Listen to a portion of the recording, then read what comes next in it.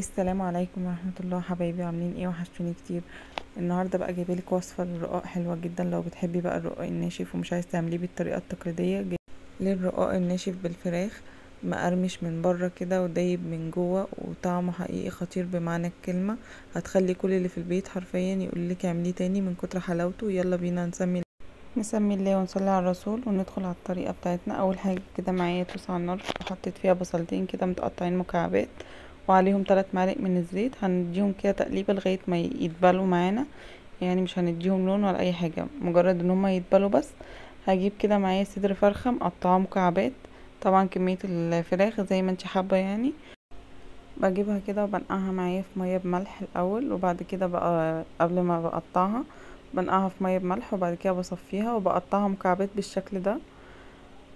مكعبات صغيره يعني مش كبيره. لو عايزين ان احنا نفرمها زي اللحمه المفرومه عادي برضك بتبقى حلوه. هسيبهم بقى كده لغايه ما يتشوحوا كده مع البصله.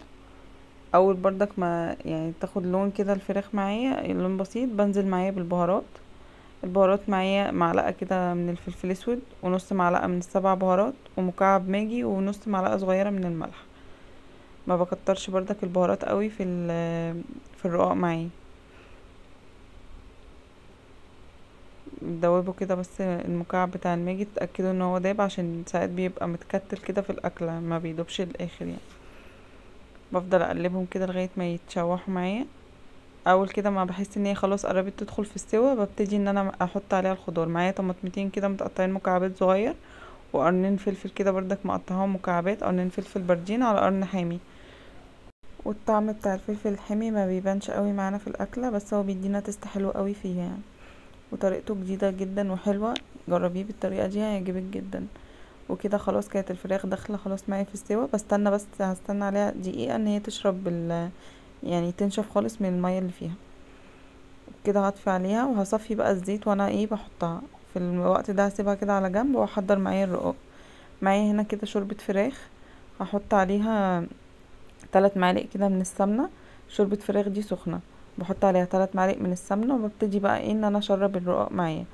الرقاقة معايا النهاردة مدورة، فانا بشربها كده، بوقفها والمغرفة بتاعتي بكب عليها ان انا بشربها كلها يعني. بكب عليها الشوربة كلها بالطريقة دي.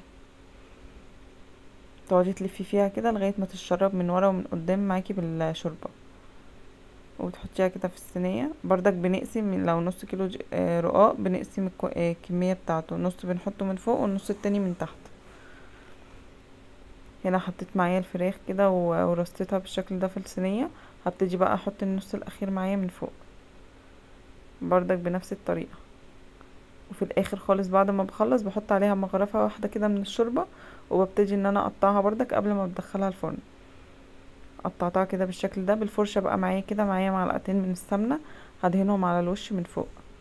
والطريقه دي كده بتبقى حلوه قوي وخفيفه على المعده، ما بيبقاش تقيل قوي ولا ان هو بيلكم ولا كده.